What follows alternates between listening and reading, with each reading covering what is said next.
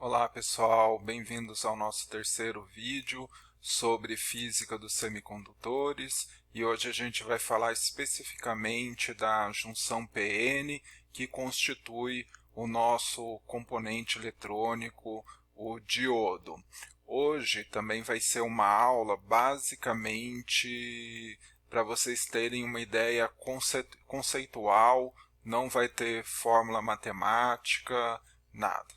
Bom, o que é uma junção PN, né? É quando a gente junta os dois semicondutores extrínsecos do tipo N, por exemplo, um semicondutor dopado com fósforo, com o do tipo P, por exemplo, um semicondutor dopado com boro. O símbolo dele é essa flecha, né, com esse tracinho, e o anodo fica do lado P e o catodo fica do lado N. E como mais para frente a gente vai ver, ele só permite a passagem de corrente do anodo para o catodo. A junção PN, né, que são os diodos, ela é apresentada aqui de diversas formas, diversos invólucros, né, desde componentes SMD, quanto a diodos de diferentes tamanhos. Aqui esses que têm 4 terminais são pontos de diodos, que a gente vai acabar vendo um pouquinho mais para frente do curso. A aplicação, né, ela é infinita. Por exemplo, pode ser usado como proteção, como retificação, tem os LEDs, né, diodos emissores de luz, como regulador de tensão, entre outras, né? Mas vamos entender direito o funcionamento da junção PN, né? Então vamos supor aqui em T igual a zero que a gente acabou de juntar o material N com o material P. Lembrando, pessoal, que o material N e P eles são eletroneutros, né? O excesso de portador livre não significa que o material está carregado. Por exemplo, uma barra de cobre tem um monte de elétrons livres, mas ela é eletroneutra, né? Independente do que acontecer, a junção PN sempre vai ser eletroneutra. Então, o que vai acontecer? Como aqui tem excesso de elétrons e aqui excesso de lacunas, o que vai acontecer? Os elétrons livres, né, eles vão se difundir do lado N para o lado P, e também as lacunas livres vão se difundir do lado P para o lado N. Então, a corrente de fusão ela transporta, né, os elétrons e as lacunas de acordo com o gradiente de concentração. Agora, para cada elétron livre, né, que sai do lado N e vai para o lado P, um íon positivo ele é deixado, né? Porque aqui a gente tem átomo, quando perde um elétron vira um íon.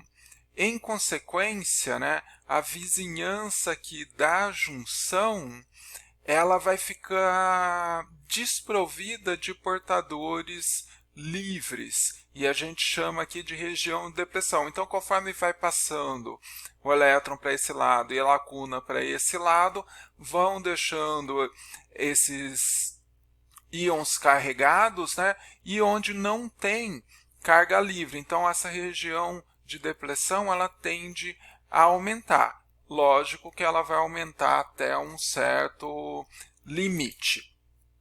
Bom, esses íons que ficam aqui na camada de depressão, por exemplo, aqui está positivo, negativo, né? Eles vão gerar, né, um campo elétrico. E esse campo elétrico, ele gera uma corrente de deriva contrária à corrente de difusão, que no caso é elétron vindo para cá, a lacuna indo para lá, né?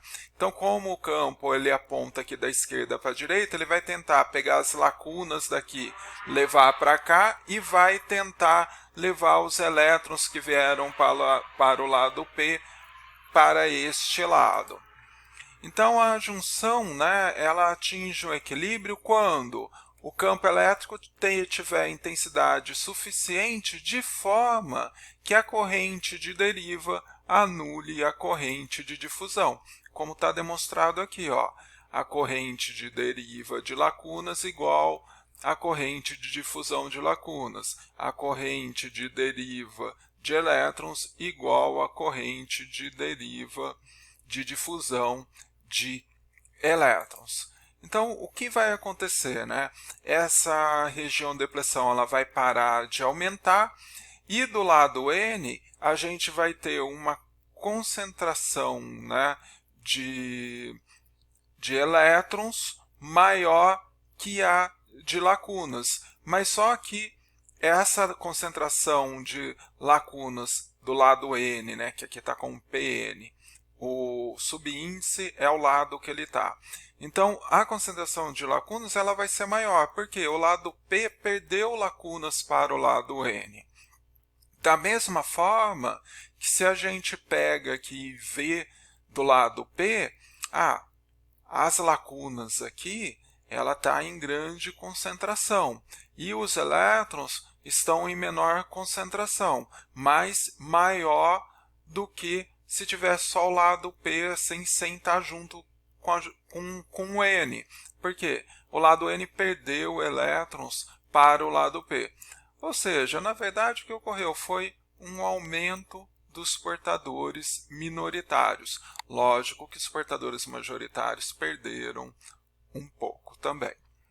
Então, esse campo aqui, né, quando essa região de depressão ela para de aumentar, a gente pode ver, né, que o campo é menos o gradiente do potencial e que isso gera um potencial interno, que é chamado aqui de V0.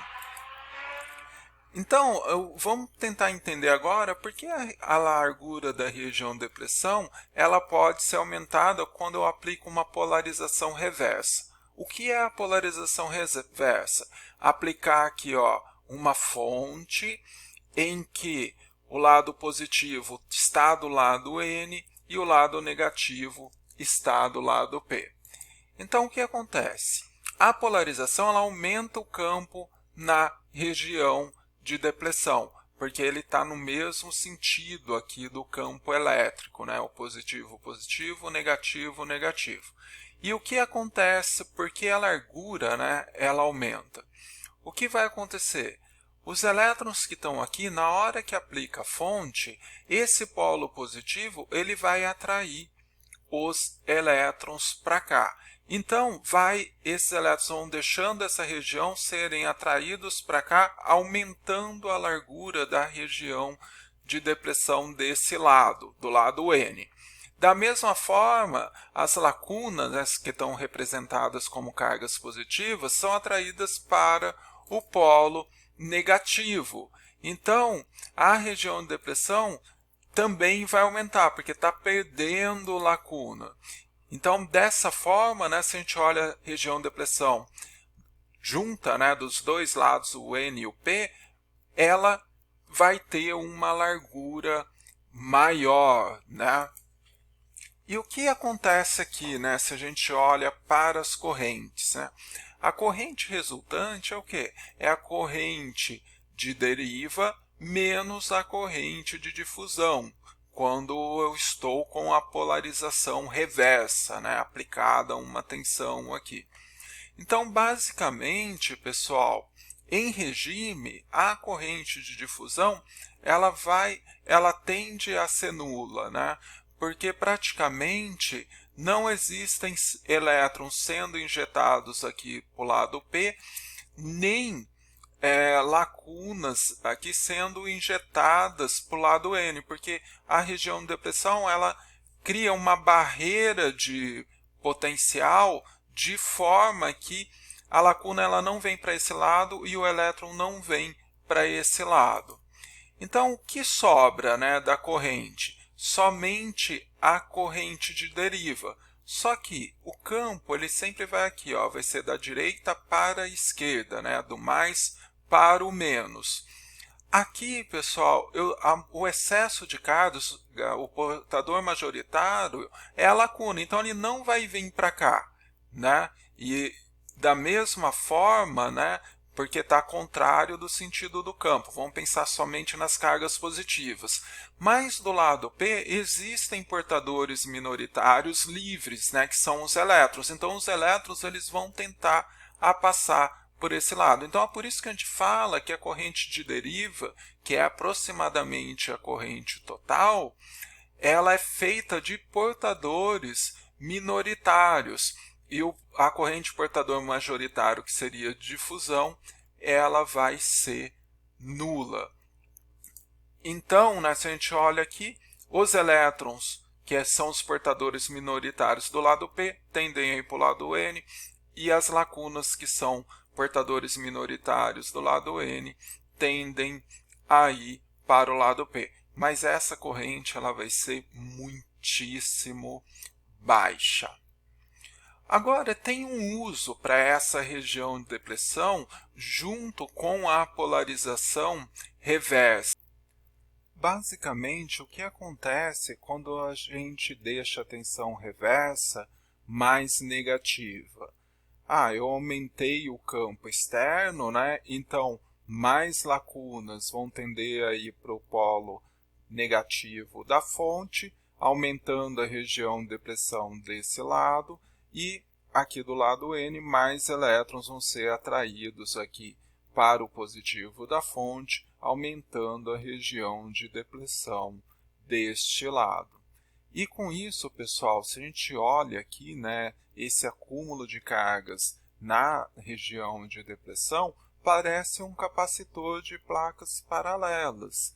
E conforme a gente muda a tensão reversa, a gente está mudando a capacitância. Então, olha aqui esse gráfico, né, desse capacitor aqui controlado por tensão.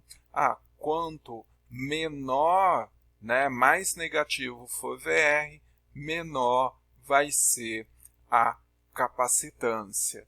Dessa forma, né, o diodo ele pode ser usado, quando está polarizado reversamente, como um capacitor controlado por tensão. Dependendo da dopagem, né, esse efeito ele é maior ou menor. O diodo que normalmente a gente usa, né, como capacitor controlado por tensão, chama diodo varicap. Onde ele pode ser utilizado, né? Basicamente, pessoal, se a gente faz um circuito oscilador, aqui um circuito tanque, né, que a frequência de ressonância é 1/2π vezes 1 sobre raiz de LC, dependendo da tensão reversa aplicada, eu posso, por exemplo, sintonizar o rádio em uma estação. Então, esse é um exemplo típico, né, da aplicação de um diodo varicap. Pessoal, agora vamos falar aqui da polarização direta. Na polarização direta, a corrente de difusão é maior que a corrente de deriva. Vamos entender aqui o que acontece. A polarização diminui o campo da região de depressão. Então, polarização direta é o contrário. O positivo é ligado do lado P e o negativo é ligado aqui do lado N. Então, a fonte ela vai fornecer elétrons e lacunas, né? Aqui vai fornecer para a região P, lacunas para a região P, e aqui o negativo vai fornecer elétrons para a região N. Então, o que acontece? Eu aumento os elétrons aqui, eles vão preenchendo, né, as ligações covalentes da região de depressão, e com isso a gente acaba diminuindo a região de depressão da mesma forma que a lacuna. O que acontece, então? Se a gente olhar aqui, as lacunas da região P, elas são injetadas através da junção, através da região de depressão, na região N, provocando um aumento de portadores minoritários, né, na região N, ou seja, de lacunas na região N. Isso porque, pessoal, esse campo aqui da região de depressão, ele não inverteu o lado, ele continua sendo uma barreira. Só que o campo aplicado fora ele é maior. Então, o que acontece? Esse excesso de lacunas aqui ele vai ser atraído aqui para este lado e o excesso de elétrons vai ser atraído para este lado, de forma que eles conseguem, como se fosse saltar a região de depressão, que agora tem uma espessura bem pequena. Da mesma forma, ocorre o aumento dos portadores minoritários na região P, ou seja, a densidade de elétrons que é representada pela letra N maiúscula do lado P. Então é como se a gente estivesse injetando lacuna do lado N e injetando elétrons no lado P. Com isso, o que vai acontecer? Região de depressão não tem carga livre, então não interessa para a gente. Então, o que vai acontecer aqui? Olha, se a gente olhar aqui para os lados, o lado N e para o lado P, no lado N está sendo injetado lacuna. Então, a gente viu nas outras duas aulas, se a gente injeta portador, nessa face aqui do semicondutor, o que vai acontecer? Vai aumentar a concentração do portador deste lado, então aumenta aqui as lacunas do lado N e elas tendem a se difundir do lado que tem maior concentração para o de menor concentração. Então ela vai formar aqui como se fosse este perfil. Lógico que algumas lacunas vão se recombinar, com os elétrons em excesso que tem do lado N, ou seja, os portadores minoritários são lacunas, vão se recombinar com alguns elétrons, e é por isso que o perfil ele tende a ser exponencial. Agora, pessoal, da mesma forma, a gente tem também a injeção de elétrons aqui, do lado P, que também vai formar este perfil aqui, de concentração. Aqui a gente tem a concentração máxima e ela vai tender aqui a uma concentração NP0, da mesma forma que as lacunas APN0. O que é bom notar aqui? Que sempre tem um lado mais dopado que o outro. Então, o lado P, neste caso, que é a densidade de aceitadores, é maior que a densidade de doadores do lado N. Então, a corrente vai ser basicamente difusão, recombinação de lacunas, desse lado, e desse outro lado vai ser a difusão barra a recombinação dos elétrons. Pessoal, eu acho que é isso para o vídeo de hoje, e basicamente é uma ideia intuitiva, uma ideia conceitual do que acontece em uma região PN não polarizada, ou seja, sem fonte externa, e com fonte externa, polarizada reversamente e polarizada diretamente. Para essa aula eu utilizei a aula do professor Fabiano Fluet, ou para quem quiser saber mais, o livro de Introdução à Física de Semicondutores, o nosso livro texto do Razavi, e tem algumas coisas legais também no Cedra. É isso aí, pessoal, por hoje é só.